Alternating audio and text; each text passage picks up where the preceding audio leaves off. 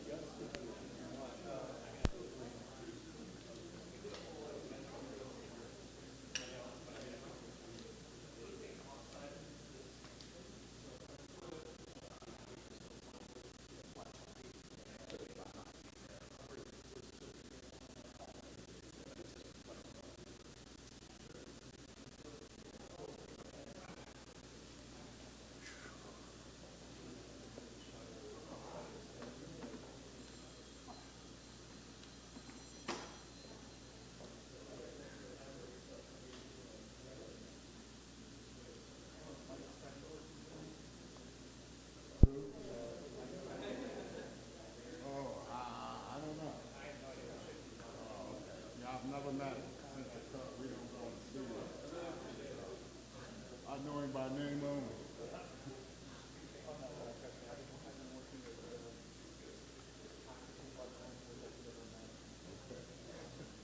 Sometimes that's a good thing. Yeah.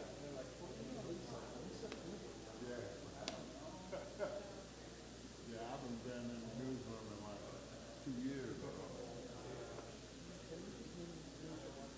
Right. Yeah. People come and gone and I haven't met them.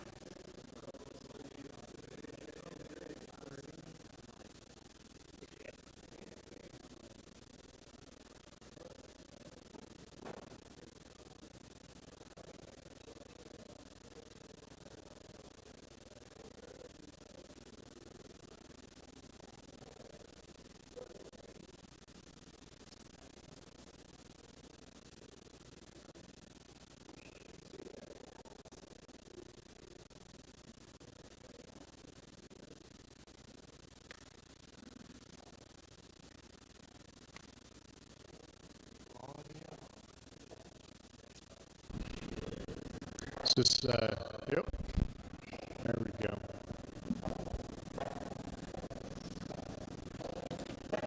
All right, everybody ready to go? Very good. To Astrobotic, welcome to the announcement today where we're going to be under. This is our headed back to the surface the years since Apollo. And it's glass here, and I'm going to be showing it in just. But first, I want to thank everyone. We've got some great NASA Congressman Cartwright from real power and supporting this for the moon, and we're just so honored and excited to be here. So the land veil behind us is currently but nearing its final stage. Excited to show that off to the world. In Q4 of this year, United Launch Alliance Vulcan launch vehicle. Things are on schedule right now. The first commercial lunar payload lander to go to the surface of the moon against our competitors. And the commercial lunar payload service is partial return return to the surface. It's actually awarded 7 missions to return to the surface of the moon to go up there. We're very, very excited to be unveiled here today. Integration and assembly is behind me, and we're just so excited it's going to be leading us back to the surface. So with that, why don't we take a look at our space.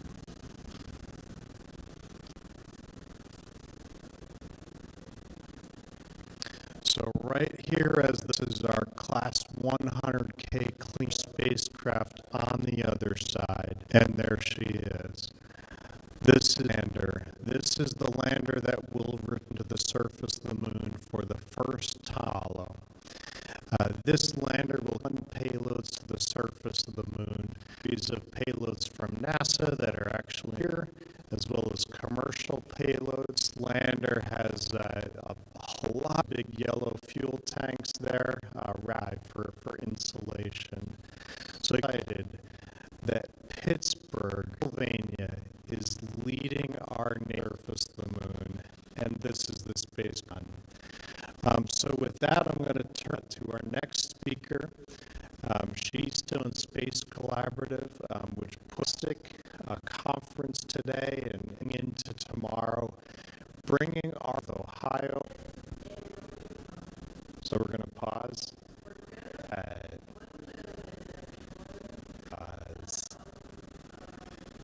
Okay, so if you can't hear it, problems, so we're going to pause for just a moment, get this up for the live stream, because there are folks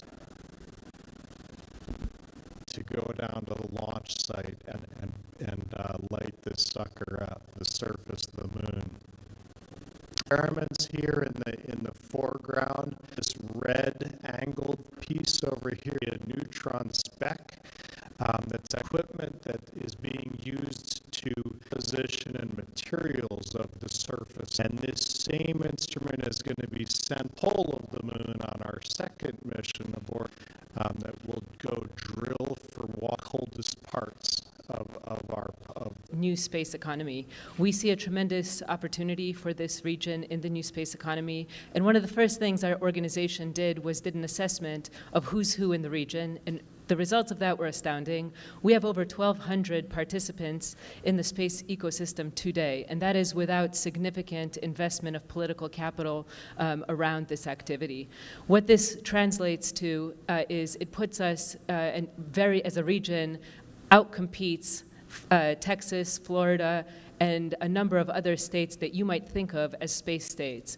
Where we're going from here with the Keystone Space Collaborative is we are looking to grow, amplify, and convene the space industry in programs like today. We're running down the street a full day and a half space conference, and we had some of the speakers that you'll hear from today at the conference really inspiring industry folks and academics and government individuals around the opportunity that space presents for this region. So if you want to have more information about the Keystone Space Collaborative, just walk down the street and join our conference. You're more than welcome. But Astrobotic is a shining star of what we see as what this region can create. And that is a Carnegie Mellon startup that has grown off on its own and is now 168 people strong and growing and taking America back to the moon from this region. Thank you very much. With that, I'd love to introduce Congressman Cartwright. Congressman Cartwright, Pennsylvania District 8, and he is a tremendous supporter of the space industry and NASA, and we thank him for it.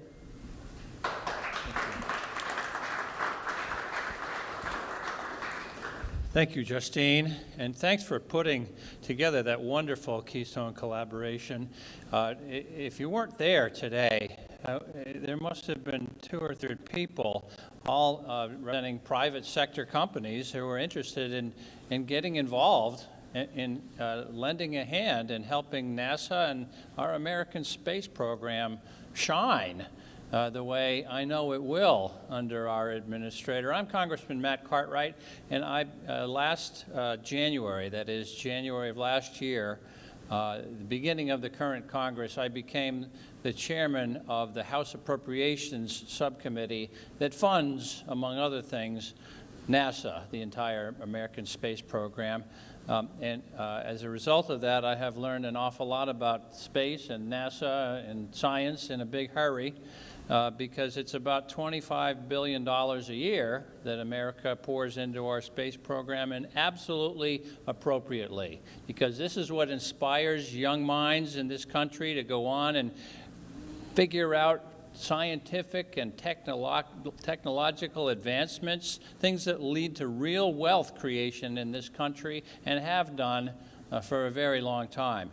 So I'm proud to be a buff of the space program, and I'm proud to be part of helping fund it, and I'm proud to be part of an announcement like this today that makes our Keystone State very, very proud, because places like Astrobotic are the future of the space program.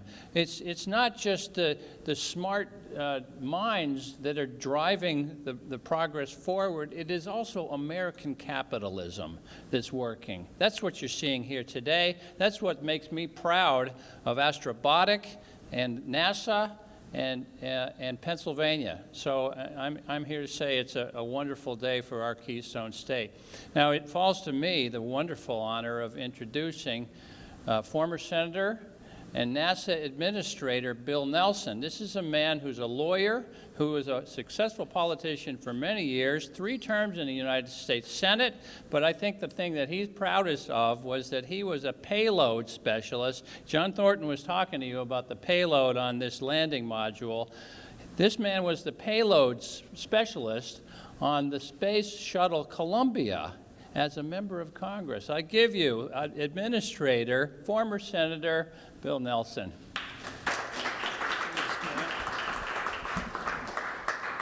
So when I flew, I was the only lawyer that has flown in space. NASA chose not to publicize that fact. So half a century ago, Apollo 17 landed on the surface. It was a multi-day mission. It had a rover. It had the first geologist astronaut that was part of the crew, along with the commander, Gene Cernan, half a century ago. Now we're going back to the moon. We're going back to the moon with unmanned landers that are commercial landers.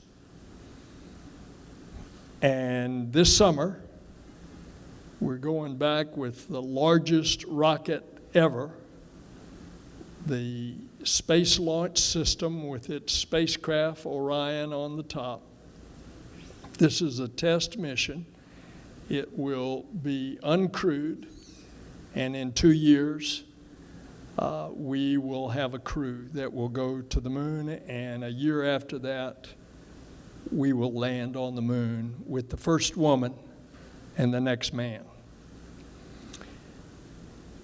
This one is particularly important for us because it is a commercial part of our public-private partnership. In the civilian space program, of which Matt is the chairman of that subcommittee, about $25 billion. That does everything. That does the telescopes, that does the Earth observation, that does all of the medical research, that does the human program. This is very important because their next one that's going in 23 is going to be us landing on the south pole of the moon where the resources are, where water is.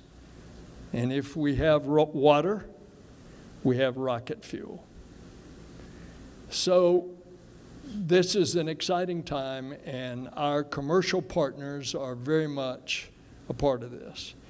And the person that makes this happen for NASA is one of our 2 bigwigs. The 2 bigwigs are the 2 PhDs here. And I want to introduce the head of our Science Mission Director, Dr. Thomas Zurbuchen. Thanks so much. I'm really excited to be here also. What a milestone. I'm so proud of you and your entire team to get it this far. You can see a lander, you can see the payload there, and you can taste it, right, almost. And pretty soon we'll be sitting here, chewing off our fingernails and hoping and trusting that everything will go just fine the way it was intended in this entire, from the beginning, landing at the surface of the moon. I love the moon. I love the moon because we can see it most evenings. It's an amazing celestial body. It's right there, linked to the history of Earth in a very direct fashion. The surface of the moon has the historic kind of bombardment history, which without a doubt is also on Earth. The composition is the stuff that we're made out of here on Earth as well. And for us, the moon is the perfect kind of bridgehead to the entire solar system. And so that's why we're so excited. Doing it with commercial and international partners is precisely the way we want to explore, because of the fact that the commercial entities are really a core strength for all of the United States, for the whole the program. We think that's a differentiator for us. I only want to talk about one thing. You're looking at the lander. I want to talk quickly about this, the payload on the side here. First, I want to tell you that those instruments on there, the 3 instruments, basically are identical to the 3 core instruments of the Viper rover that will go to the moon, with a second lander that you're going to build here. And you say, why would you do these instruments kind of already here? Well, friends, this is the first rover we've ever built that I've been involved in, and anybody I've talked to, in which the instruments are not on the critical path. Because of the fact that we're bringing it to the surface, we can try it in the right environment, we can develop them faster, and frankly, many of them are 2 commercial public-private partnerships, with NASA, in one case Kennedy, working with a company from New York and building a mass spectrometer. In addition to that, these payloads are going to go there and tell us, hey, if there's any changes we need to make, we can do that. So I'm really excited about this. Of course, the one there looking below the surface and actually seeing whether there is water there below the surface. The other one being an infrared measurement that's basically looking at the composition at the surface, and then the mass spec, which will be paired with a drill that the next speaker may or may not want to talk about, which of course is coming from the space tech side of the house.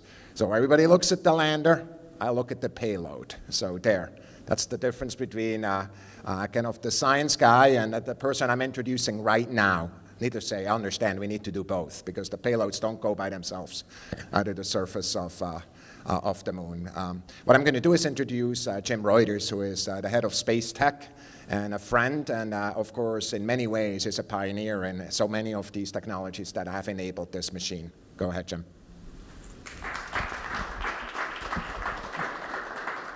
Well, thank you, Thomas, and I'm also really excited to be here today. This is a momentous time. I never would have guessed, a few years ago that we'd be talking about commercial landers on the moon, and really so fast. And it just shows that when we do this sort of model, how fast you can go when we allow people to do so. And we compete them against each other too. That's a kind of big part. So I was trying to think about getting here. We have a long-standing relationship with Astrobotic. Really a pleasure to have been working with this company since, I think, 2009. You started in around 2007 or so, like that. And I think you started out with mostly in the small business innovative. It's a program that has spawned and is spawning a large number of industry members, really, that grow from small into something that's very sizable and vibrant. And I think it was at least 20 or so SBIRs, and in those, I think you've been really strategic about what you've been investing in and pursuing. And they all tie together that appear like it's a long-term strategy. I know you said, I think, John, that maybe it wasn't all strategy, but that things kind of worked out. But it really looks very well coordinated and thought out. so that the landing, precision landing and navigation activities that you had, so technologies like that. And it was, the thing I like doing from our standpoint is we try to enable technologies that then can be applied.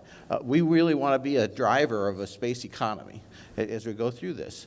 And so, and then, other things that fit to the rover, but also the wireless charger that we just saw right now that you invested in. A cube rover, a small rover that now you just won another award last night. And so now that's enabling that. I think you're going to be able to put that on the moon as we go forward. And so a lot of these are just building, and it really is kind of a coordinated effort, it seems, that's all of a long-term strategy of I think a supplier of logistics and power for the moon. And so it's a great strategy. You never would have guessed when you were starting that where NASA was no longer going to the moon, that would be a critical thing, but now that's really, it's really taking off. And so for me, it's a great pleasure to be here, and I look forward to continuing to work with you and everyone here. And with that, John, I think I'll come back to you. Thank you, Jim. Appreciate it. So with that, we'll begin to wrap things up, but I do just want to point out once again that this right here behind me, behind the glass, this is the lander that is returning our nation to the moon for the first time in nearly 50 years. Right here in Pittsburgh, Pennsylvania, of all places, this is the lander, this is the team, these are the people behind the glass leading our nation back to the moon, and I can't be more proud to say that over and over again. It really is a very big deal that we're going back. This is just the beginning of a whole series of missions back to the surface of the moon. NASA has contracted 7 commercial missions to go back to the moon over the next several years. So this is just the beginning of a flurry of activity, capstoned, of course, with the Artemis program, with the first woman astronaut to land on the surface of the moon inside of this decade. So an incredibly exciting time to be living and to be dreaming and to be looking up at the moon and to know that it's going to be that much closer and that much more accessible to us all. So with that, I want to thank everybody again for coming out on this very historic day, unveiling a spacecraft that will truly make history on the surface of the moon at the very end of this year. So thank you very much, everybody. Appreciate your time. If all the speakers will please move to the front to participate in a group photo.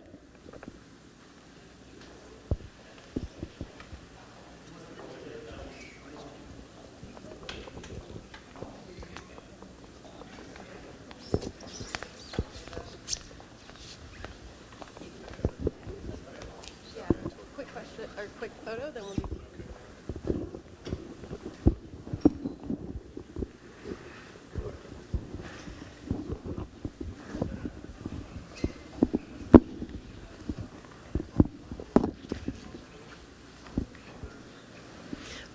All right, wonderful. Now we will take questions from the press. I will come up to you with my microphone so you can ask, and one of our wonderful speakers will answer your question. Good afternoon. Jeff Faust of Space News. For John, you said you're almost done with the lander. What more do you have left to do, and when will it be ready to ship to the launch site? Yeah, I mean, you can actually see what's left. It's missing its hat, which is the solar panel that goes right up on top. It's sitting somewhere back here. I think it's over here. So that's going to be the power system for the spacecraft. We have 2 more tanks to be attaching to the spacecraft, and then we have these payload decks that are right here. We also have the engines that are just about done, coming very shortly. So in just a couple months' time, this will be heading out for environmental testing to be headed towards the launch site at the end of this year. Next question.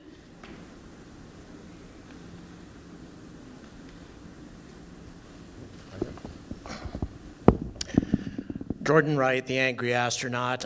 This is somewhat off topic, and if you don't wish to comment on it, I understand. You've mentioned the SLS.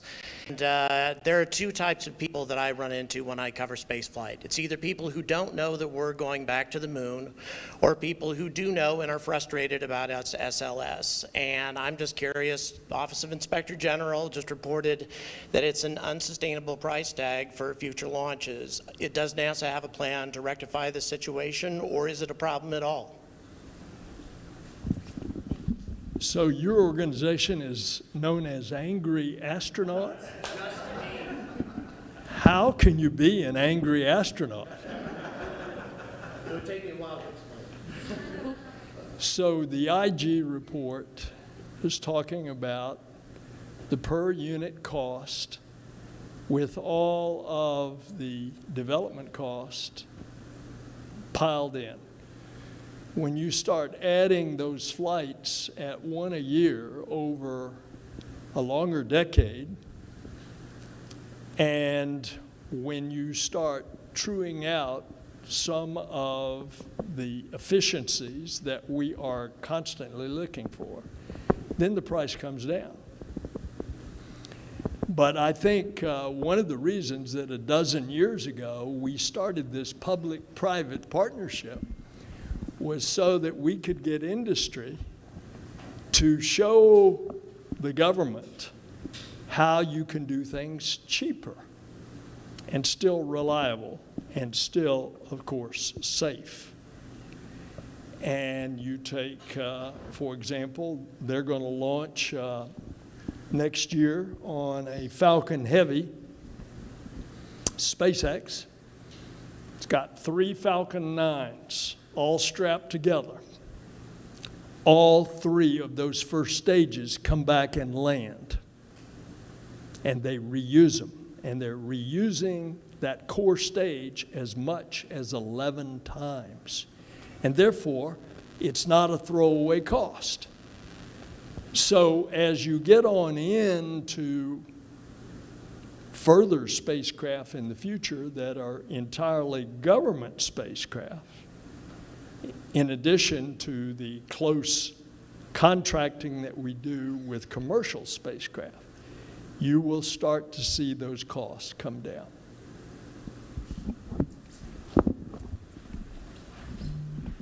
Next question.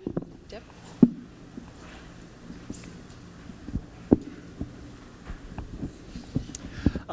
Question for the congressman. NASA has put together a $26 billion budget proposal headed towards your subcommittee. What's your first impression of the budget proposal, and what's the schedule looking like in terms of marking up an appropriations bill at the subcommittee and full committee level? The second question is easier. We intend to do it on time. We've already set up Commerce, Justice, and Science hearing schedule, and we intend to mark it up on time and report the bill on time. Whether the Senate will work as quickly as we do remains to be seen. But I think the success of the FY22 appropriations bill, as delayed as it was, it still succeeded.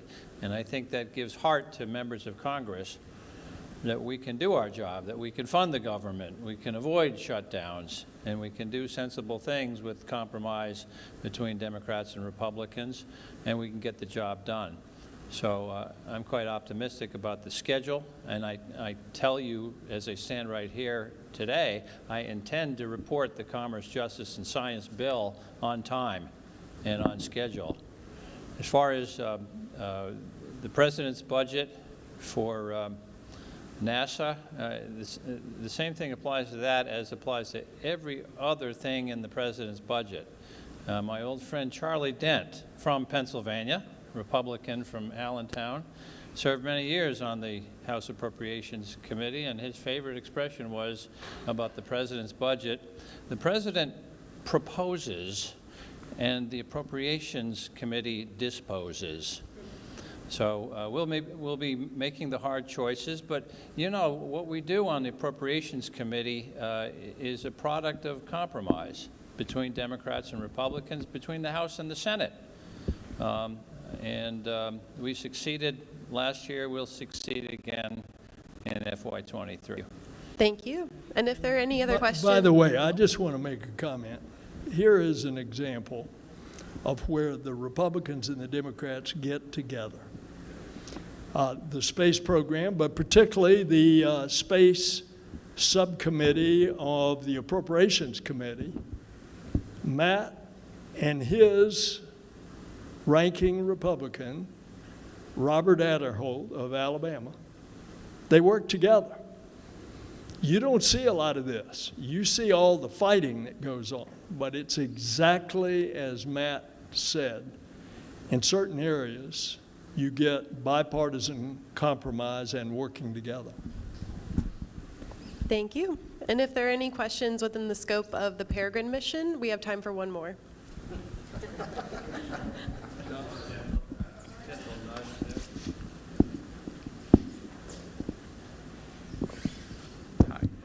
Jeff Rydell from WKYC out of Cleveland, from the home of NASA Glenn. I know you're taking up a NASA Glenn experiment on Peregrine, and Griffin is currently at NASA Glenn getting tested. Could you speak to the partnership between you and NASA? Well, NASA is a great longtime partner of Astrobotic, and NASA Glenn in particular, we've had great partnership because it's just 2 hours from here. Some of the first partnership relations we had there was actually using their slope lab, where they have a fantastic, massive, almost the size of this room, sand pit that can actually be all lifted up on an angle, and you can drive rovers up that slope. So we've done a lot of testing out there at their slope lab. Glenn also has great technology developments that we've been partnered with in the SBIR and STTR program for many years, and we continue to be very excited about that partnership with NASA Glenn and flying together to the surface of the moon. We think that is core and part and parcel to the core of the strength of our region and why we're so excited about Peregrine flying from Pittsburgh right here. Maybe one more question?